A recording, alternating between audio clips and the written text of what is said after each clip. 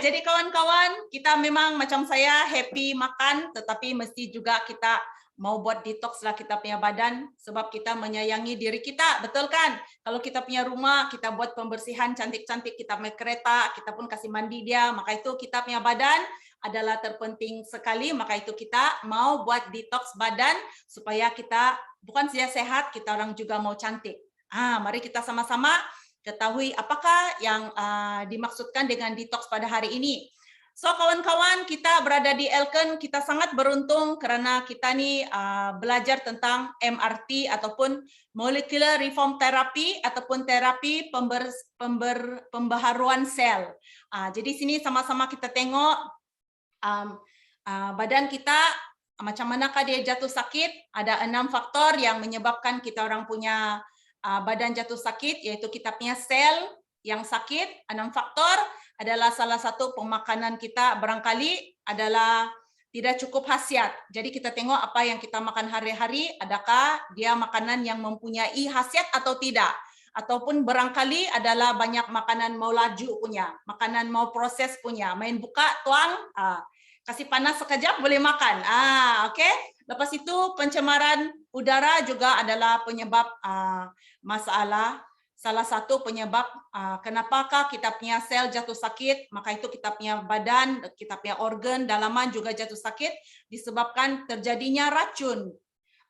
Salah satu dia adalah pencemaran udara, dan salah satu nomor 3 adalah air yang kita minum juga, dan juga tekanan harian, dan mungkin juga adalah kurang bersenam, dan juga gaya hidup yang tidak sehat, mungkin adalah tidak cukup tidur, macam begitu. Okey, ini adalah 6 penyebab badan kita punya sel sakit dan terkumpulnya racun-racun di dalam kita orang punya sel, dan membuatkan kita orang punya tisu, organ dalaman, dan sistem jadi haywire, dan seterusnya badan kita jatuh sakit. Okey, jadi apakah yang membuatkan sel kita sehat adalah ini sama-sama kita tengok adalah 4 langkah molecular reform therapy. Nomor 1 adalah pemakanan nutrisi yang lengkap dan seimbang. Semua kita tahu dari spirulina ataupun kita punya pemakanan sendiri yang kita hidangkan untuk diri kita dan family kita, macam mana punya makanan. Okey. Dan nomor 2 adalah tingkatkan oksigen. Memanglah baik sekiranya kita orang ada senaman ataupun kita menggunakan senaman guasa juga. Ini adalah langkah 2.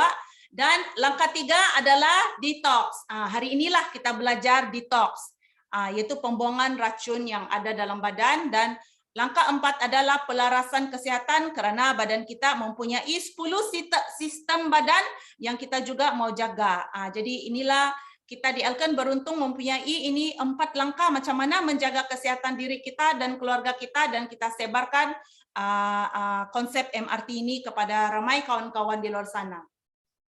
Okey, kita tengok berapakah panjang kita orang punya usus. Jadi penting kan, pentingkah untuk kita orang mau kasih bersih kita punya membuat detox ini. Jadi kita punya usus ni memang tersangatlah panjang sekali. Dia adalah 6 kali ganda ketinggian kita. Average orang Malaysia adalah at least 5 kaki lah kan biasanya. Jadi kalau 5 kaki kali 6 sudah 30 kaki. Bayangkan betapa panjangnya kita orang punya usus yang berada di dalam kita punya perut abdomen kitanya. Berlingkar kan? Jadi itulah sangat-sangat penting untuk kita orang buat detox. Dia seumpama kan rumah, kalau rumah sangat besar, maka itu kita mau kasih bersih. Kita punya rumah. Sama juga dengan kita punya usus, dia berada di dalam, macam mana kita mau kasih bersih dia?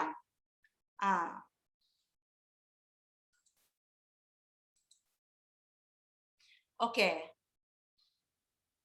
Kita tengok walaupun kita tiap-tiap hari buang air besar, masih lagi menurut pakar, masih lagi ada 3 ke 5 kilo najis yang tertinggal di dalam kita punya kolon. Jadi ini yang tertinggal. Kenapa tertinggal 3 ke 5 kilo? Adakah kita hari-hari buang air besar?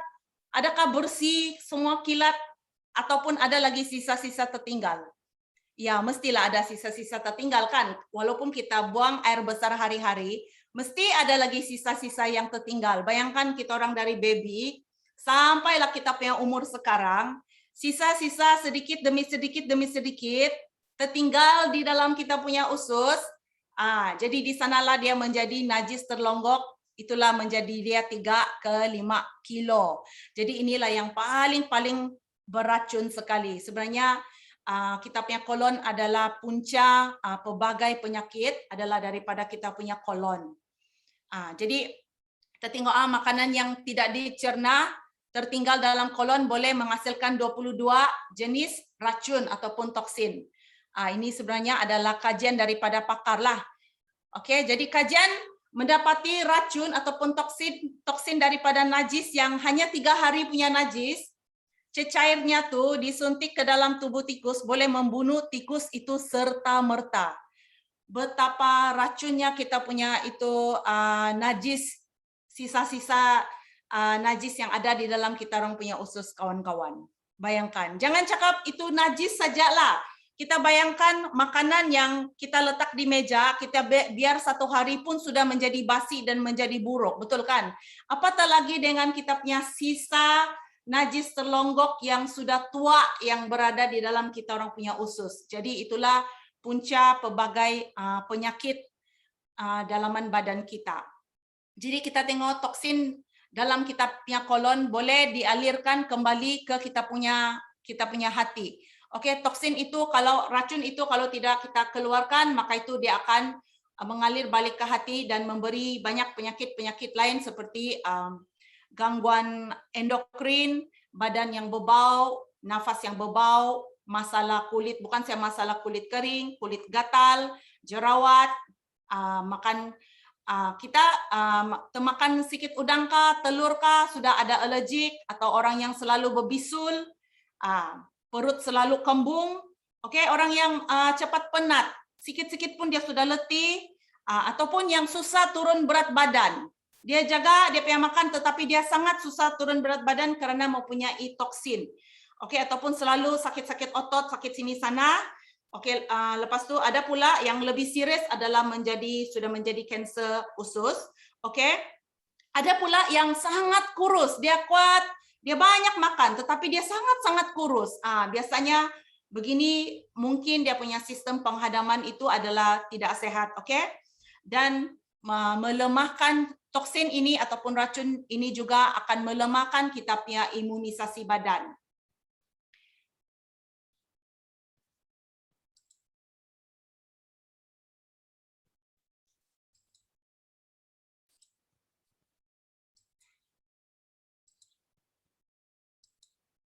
Okey, kolon adalah organ yang paling banyak penyakit. Kita tengok ini adalah laporan daripada pakar perubatan Amerika Syarikat yang mana 22,000 orang pesakit telah dibedah siasat, tiada satu orang pun mempunyai kolon yang sehat. Kalau 22,000 orang dibedah siasat, tiada satu orang pun ada kolon yang sehat. Apa pula yang dengan kita di sini, kawan-kawan? Adakah kita ni confident, wah saya punya usus ni memang sehat, memang bersih? Kan? Jadi kita tengok kolon ni paling banyak tu penyakit. Antara penyakit kolon yang biasa ada adalah inilah sembelit. Memang kalau kita duduk di tandas lama pun dia tidak pandai keluar. Ini memang sangat-sangat sengsara. Okey. Perut yang kembung, berangin. Kalau kita pukul-pukul pun sakit, aduh, berangin. Ataupun yang cirit-birit, radang usus, okey. Kolprostasis, ini adalah najis terlonggok yang ada di dalam kita orang punya usus besar yang sudah lama berada di sana, yang sudah kering. Sebab kita punya usus besar ni dia menyerap itu air akan masuk melalui kita punya usus besar. Jadi bayangkan najis tua itu berada di kita punya dinding usus, air disedut sampai dia menjadi kering, dia berada di dalam kita punya usus, itulah dipanggil najis keras yang sudah kering yang melekat di dalam kita punya usus, kolprostasis. Dan ini buasir adalah siapa yang pernah kena ni buasir tahulah macam mana. Duduk pun sakit, jalan pun sakit, baring pun sakit. Ini adalah kita punya tu buasir adalah itu isi yang terkeluar daripada di sana. Memang sakit. Kau pakai jari, tulak dia masuk pun, memang dia keluar lagi balik. Ini memang sakit lah. Oke? Siapa yang pernah kena ini, tahulah itu. Rengsa usus, rekahan anal ataupun pecah. Kita ajan mau kasih keluar dia, terkeluar apa? Darah. Sambil darah pun terikut sebab dia pecah. Rekahan anal. Ataupun diverticulitis kolon, ini sebenarnya adalah kolon yang berlubang disebabkan bakteria yang berbahaya buat ini lubang. Jadi ini sangat-sangat berbahaya sekali. Dan penyakit Crohn, ketumbuhan yang kecil ini yaitu polip colorectal. Okey, ketumbuhan kecil ini kalau tidak dijaga dia akan menjadi, dia boleh pecah, ini boleh pecah, okey, boleh membuatkan orang itu bila buang air besar berdarah ataupun najis yang warna hitam adalah bercampur dengan darah sudah. Maka itu kita tengoklah kita punya pembuangan apa warna, itu sangat-sangat penting kerana sudah ada ketumbuhan ini dia boleh pecah. Bila dia dijangkiti kuman di sana dia akan menjadi satu luka. Sana tu sangat dangerous. Last sekali adalah menjadi kanser kolon. Yang paling ditakuti ramai tetapi semakin ramai sekarang kena. Tengok orang muda-muda pun sudah kena sekarang.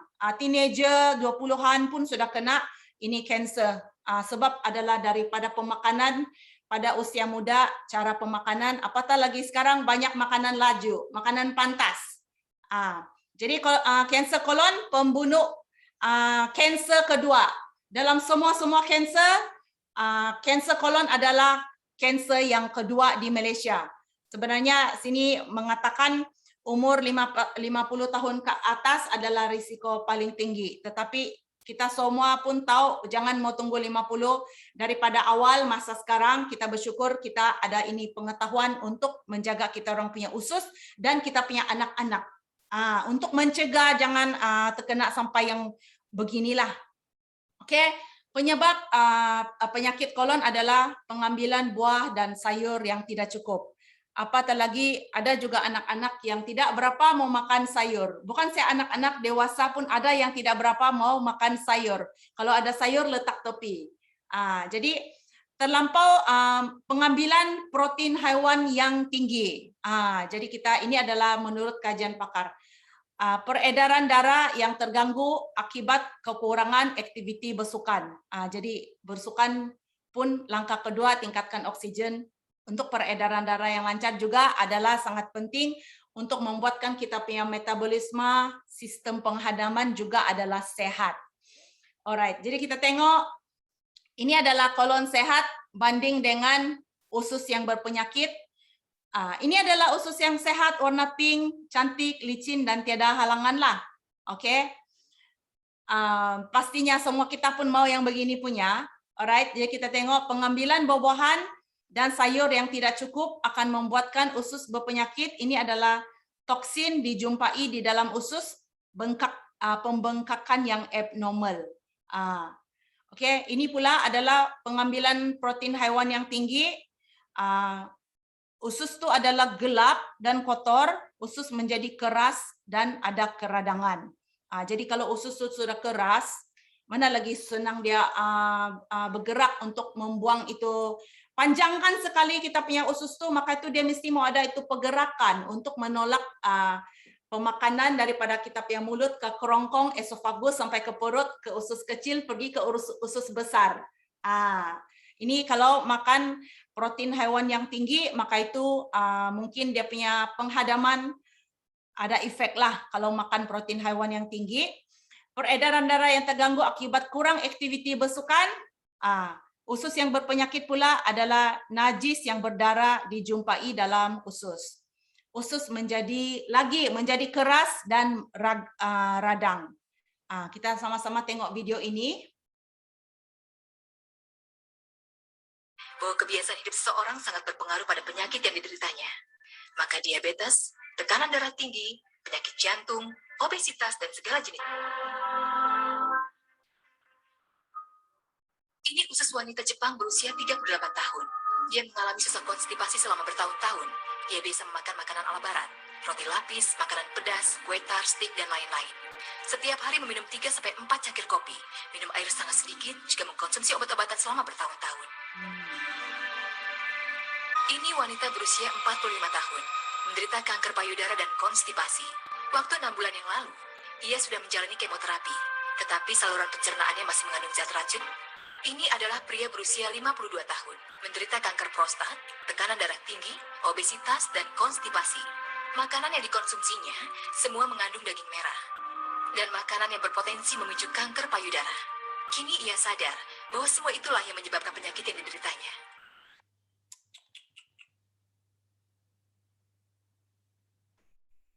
Itulah dia video kan kawan-kawan, kita tengok banyak penyakit-penyakit kronik bila kena cek semua pun mempunyai masalah usus lah. Punca dia adalah dari sana sebelum kena penyakit kencing manis, kena yang macam kanser payudara, kanser prostat kan, semua punca adalah dari usus lah. Jadi ini adalah buku inner cleansing ataupun pembersihan dalaman lah. Mau kelihatan muda, dalam ini buku cakap, proses penuaan bertambah teruk sekiranya terdapat banyak toksin dalam sistem penghadaman kita. Untuk kurangkan risiko kesehatan, cara paling berkesan adalah untuk bersihkan usus supaya sistem penghadaman kita dapat berfungsi dengan cekap, dan seterusnya kejelitaan dijamin. Jadi kalau kita sentiasa buat detox, kita punya kulit pun cantik, kita juga sehat, 2 dalam 1.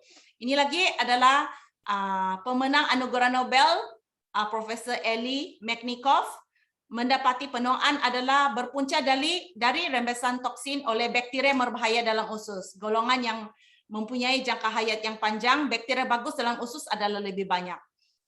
Okey, oleh itu langkah pertama untuk menjaga kita punya kolon yang sehat adalah dengan pastikan pergerakan kolon itu adalah normal. Adakah Anda membuang air besar tiap-tiap hari?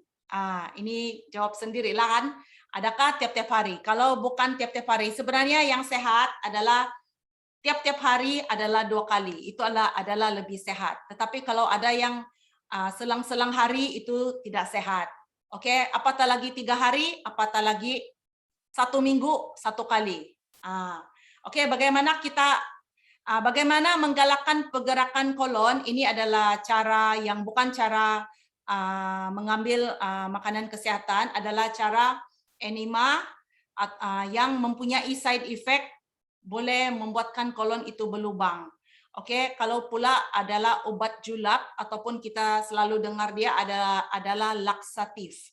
Okey, ini adalah membuatkan pergerakan kolon menjadi tidak normal. Yang pelembut najis adalah membuatkan kurang air, dehidrasi. Alright, itu lagi dia pelembut tetapi dia membuatkan dehidrasi, artinya kering lah. Okey. Lepas tu adalah pelincir, membuatkan vitamin larut lemak tidak dapat diserap dengan baik. Maksudnya sekiranya mengambil ini pelincir, kita punya makanan yang berkhasiat yang kita makan, vitamin yang jenis larut lemak tidak boleh kena serap oleh kita punya badan. Jadi itu sayanglah apa yang nutrisi yang kita patut makan, yang patut digunakan oleh badan. Okey, di sini cara semula jadi untuk mendapatkan kita punya kolon yang sehat adalah dengan pengambilan laktozi. Siapa pernah minum laktozi? Dia tu adalah kiwi dan nanas, memang sedap. Okey, dia macam jus. Jadi mengandungi bahan semula jadi untuk bersihkan dan menghasiatkan kita punya badan. Jadi dia bukan ubat, dia juga bukan perangsang untuk sistem saraf usus. Dia bukan pembedahan, dia juga tidak kehilangan vitamin larut lemak. 100% dia adalah semula jadi dan selamat. Okey, 3 langkah untuk dapatkan kolon yang sehat ini adalah melalui inilah GOS, laktosa, serbuk soya. Dia ada 3 langkah, keluarkan najis yang terlonggok, najis yang tua tu. Okey, kembalikan keseimbangan flora kolon ataupun bakteria yang baik. Okey, kawal atur pergerakan kolon kita. Okey, jadi langkah 1, keluarkan najis terlonggok. Okey, laktosa ini ditapai oleh bakteria yang hidup. Okey, dia hasilkan, bila kita minum, dia hasilkan gas karbon dioksida, dia kembangkan dinding usus kita, lepas tu dia jatuhkan najis yang terlonggok dan dia galakkan kita punya pergerakan usus. Ini adalah yang semula jadi punya. Okey, lepas tu berlakunya pembuangan najis. Dan ini laktozi dia adalah sentimental. Sentimental punya, dia bukan kasih membuatkan Anda berlari mau cari itu tandas, tidak. Dia sentimental punya, dia ada kasih tanda-tanda, tanda-tanda. Lepas itu kita akan, oh okey, mau keluar sudah ini. Bukanlah kita macam, dia bukan terus-terus dia mau keluar.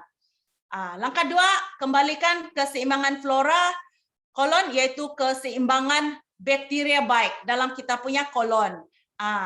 Okay. GOS ini membantu merangsangkan pembiakan bakteria yang baik, sebab dalam usus kita ada bakteria baik, bakteria berbahaya, dan satu lagi adalah bakteria opportunis. Jadi ini GOS adalah dia menggalakkan pembiakan bakteria yang baik adalah lebih banyak. Untuk mendapat usus yang sehat, sepatutnya 80% adalah bakteria yang baik. Kalau sudah ada masalah pembuangan, itu menunjukkan bakteria yang baik itu sudah lemah, dan mungkin bakteria yang berbahaya itu adalah lebih kuat. Dengan kehadiran GOS akan merangsangkan pembiakan bakteria yang baik. Inilah GOS, galacto-oligosaccharida. Dia sebenarnya adalah makanan untuk bakteria baik. Yang bakteria baik Bifidobacteria dan juga Lactobacillus. Ini yang kita orang mau, dia orang lagi membiak. Oke. Ini GOS yang berada, dan kebaikan GOS nih, kehebatan dia sebenarnya bila kita minum kita punya ini laktozi, ini GOS tidak akan rosak oleh kita punya asid perut ataupun tidak akan rosak oleh panas. Dia tahan panas, dan dia boleh, maka itu dia akan boleh terus sampai ke kita punya usus besar, dan kita boleh bakteria baik yang ada di dalam usus kita nih boleh mendapat ini GOS, dan seterusnya membiak. Jadi kelebihan GOS lagi, dia menambah kandungan air di dalam kita punya najis supaya tidak keras. Oke, dia melembutkan najis yang degil itu. Dia juga membantu pembuangan najis. Oke, langkah ketiga, kawal atur pergerakan kita punya kolon adalah yang dipanggil serbuk soya ataupun metabolit serbuk soya. Dia akan rangsangkan saraf di dalam kita punya dinding usus, lepas itu dia meningkatkan pergerakan kolon kita. Maka itu akan lebih bagus kita punya sistem penghadaman dan juga pembuangan najis lah. Oke, kita tengok ini metabolit soya, dia ada 5 fungsi utama. Dia melaraskan kita punya flora usus, yaitu bakteria baik. Dia kawal atur paras bahan toksin dalam badan kita. Dia melaraskan pergerakan kolon. Dia melaraskan gula darah. Dia melaraskan lipid darah juga, yaitu lemak dalam darah. Sangat-sangat luar biasa punya produk. Karena kalau lemak dalam darah ataupun gula dalam darah, ini pun kita orang macam kalau boleh tidak maulah, sebab dia memang boleh menyebabkan kolesterol tinggi ataupun boleh menyebabkan kencing manis. So ini laktozi memang sangat-sangat luar biasa untuk siapa yang mau mencegah penyakit-penyakit kronik itu. Oke, dan ini adalah kajian klinikal yang terbukti. Dia bukan cakap saja, dia semua adalah daripada clinical study. Dia kurangkan bahan toksin dalam najis, dia kurangkan 18% amonia, dan dia kurangkan 25% ini adalah indol. Ini indol sebenarnya adalah logam berat yang ada di dalam kita orang punya najis. Dan juga dia menambahkan flora di dalam kolon 35%. Jadi peningkatan bakteria yang baik sebanyak 35%, dia tingkatkan pergerakan kita punya kolon 65%. Oke, dan juga pergerakan kolon yang bila sudah meningkat, oke, ini asid lemak yang rantai pendek dari penapaian bakteria baik juga meningkat, nutrien dan tenaga meningkat, detoksifikasi berkesan. Jadi membuatkan kita punya metabolisme badan juga meningkat. Kenapa orang kadang-kadang letih, lemah, tidak semangat? Itu adalah disebabkan kita punya sistem dalaman metabolisme kita sudah lemah, punca daripada toksin yang ada daripada kita punya najis terlonggok lah. Oke. Kita tengok, dia juga kajian klinikal ini juga mengatakan menurunkan paras gula darah sampai 61%, menurunkan paras lemak darah sampai 26%. Wah, memang best ini kita punya laktozi. Itulah dia GOS laktosa serbuk soya, cara semula jadi untuk menjaga kesehatan kolon dan cegah penyakit kolon yang berbahaya. Jadi cara pengambilan dia untuk orang dewasa, kalau yang tidak pernah lagi buat detox, 3 ke 6 hari yang pertama kita boleh minum 1 paket sehari. Kalau macam saya, biasa saya kerana 60 kilo ke atas kan, saya minum juga 2 paket sehari lah. Dan 3 ke 6 hari, kalau rasa 3 hari macam belum cukup, boleh sambung ke 6 hari lah berterusan. Lepas itu minggu berikutnya, sekali seminggu kita buatlah detox badan.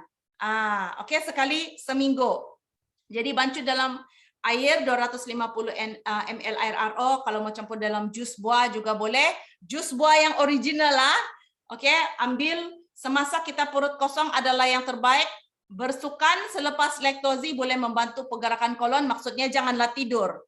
Nanti dia tidak ada kesan. Okey, elakkan makanan sekurang-kurangnya 4 jam sebelum dan lepas minum 4 jam selepas pengambilan laktozi lah. Jadi baiknya ambil sebelah pagi, kita bangun, kita sudah bancu, kita orang minum lah. Okey. Dan 4 jam tu jangan dulu kita makan apa-apa, tapi kita minum air lagi banyak adalah lagi membantu kita punya pembuangan. Sebenarnya macam saya cakap tadi, dia adalah sentimental kan. Kalau macam kita di tempat kerja, pun juga kita boleh minum. Alright, asalkan boleh dapat cari tandas lah. Jadi kolon kita sehat, kehidupan sekeluarga kita juga pastinya adalah lebih sehat. Jadi kita tengok beberapa testimoni kawan lain berumur Siti Rahaiza, 33 umur, masalah penghadaman dan sembelit. Jadi selalu mengambil obat disyorkan oleh doktor lah. Jadi lepas dia mengambil kita punya laktozi, sangat membantu masalah sembelit dan penghadamannya. Ini pula 28 umur juga adalah masalah sembelit yang teruk, terpaksa meneran habis-habisan, masih tidak berjaya. Ini memang sangat-sangat sengsara lah. Keadaan paling teruk dan pernah saya hadapi adalah membuang air besar sebulan sekali. Najis amat keras dan sukar dikeluarkan. Selepas amalkan laktozi, dapat buang air dengan lancar. Saya sungguh selesa dan gembira. Mestilah sangat gembira kalau kasih keluarkan. Ini 28 umur, selama ini menghadapi masalah sembelit yang teruk, selalunya berselang beberapa hari baru dapat buang air besar sekali dan najis yang keluar sangat keras. Kawan mencadangkan laktozi. Selepas seminggu, proses pembuangan air besar menjadi lancar. Kini sudah dapat membuang air besar sekali setiap hari. Lega dan bertenaga. Ini pula 59 umur, masalah sembelit yang kronik, secara puratanya selang 2 atau 3 hari baru buang air besar sekali. Saya sering berasa tidak selesa dan sakit perut. Sejak minum laktozi, saya dapat buang air besar dengan lancar setiap hari. Yes, lega dan bertenaga. Ini adalah rakan saya berada di Labuan, Haja Jaleha, 12 hari minum laktozi, dia turun 10 kg. 10 kg dalam 12 hari, ini masa bila dia amalkan 12 hari ini laktozi adalah dia memang makan sikit nasi, dia cakap, dan dia banyak minum sup dan juga dia elak lemak lah, goreng-goreng dia elak. Itu masa dia buat ini detox lah. Dia turun 10 kilo. Dia sangat happy kerana baju lama boleh pakai. Okay. Dan juga ini kawan adalah Labuan juga, Leman, minum laktozi turun 9 kilo dalam sebulan. Dari 90 lebih kilo ke 80 lebih kilo, sudah boleh pakai baju yang kecil. Okey, nampak lebih muda, kulit pun lebih cantik dalam sebulan lah. Dia sebenarnya 3 hari dalam minggu pertama, lepas tu dia tiap-tiap minggu dia buat 3 hari juga dia adalah buat itu laktozi lah. Okey, dan ini adalah daripada Brunei, sebelum 115 kilo turun ke 85 kilo, dia turun 20 kilo dalam masa 3 bulan. Ada nih dalam Facebook kita orang boleh key in laktozi testimoni, boleh nampak ada banyak perkongsian daripada yang telah turun kilo pun ada. Okey, Dan ini kita punya kawan daripada KK, kita punya Hafizi, 11.5 kg dalam 3 bulan. Tengok dia punya ni perut kempis sudah sini. Okay, dan juga ini Amoy cantik. Dulu berat badan 65 kilo dengan kulit kusam dan berjerawat. Sekarang maintain 56 kilo, kulit lebih cerah dan jerawat bukan lagi masalah besar. Saya lebih berkeyakinan lah sekarang. Kita tengok dulu merah-merah jerawat, sudah buat detox, sudah bersih kan, kulit pun cantik, badan pun turun berapa kilo, 56 kilo sudah cantiknya. And then kita nampak di sini dia memang slim dan juga boleh cantikkan lagi kawan-kawan yang lain di luar sana. So ini di Labuan, kawan kepada Kristipo, sembelit yang kronik bergantung dengan ubat dokter untuk ketandas. Minum Lactose Elkan 1 paket setiap hari 1 bulan. Syukur dia bilang no more sembelit, pergi tandas secara normal. Minum kolagen El Marino Elkan 2 paket setiap hari. Dia punya jerawat yang teruk sudah okey. Okey, jadi lactose dan El Marino Elkan punya produk yang superb. Bersih cantik sudah dia punya kulit. Dulu banyak merah-merah, hitam-hitam, belum lagi baik, tumbuh lagi. Jadi itulah kita buat detox, boleh kasih cantik kulit. Jadi kawan-kawan, kita orang Elkanians share kebaikan ini. Memang sangat ramai di luar sana, kita boleh membantu kawan-kawan dan family untuk buat detox, buangkan racun, badan lebih ringan, lebih segar, okay? Dan juga promosi dia adalah, saya kalau sendiri minum, 1 orang kita mau minum, promosi kalau beli 2 punya adalah 1 kotak ada 6 sachet. Harga biasa 384. Promosi adalah 295 kalau kamu 1 orang lah mau minum. Tetapi saya syorkan ini adalah set keluarga yang kita boleh dapat 6 kotak. Sebab kita mau detox bukannya 1 kali kan, kita tiap-tiap minggu kita detox lah. Okey, ini adalah 6 kotak adalah set keluarga, kita punya mama, kita punya bapa, adik-beradik kita, orang berumur juga pun kita kasih dia detox. Ini baru 885 saja. Ada lagi Gamisi 1 botol dan ini adalah set keluarga yang lagi untung, sebab kenapa dia adalah 12 kotak punya.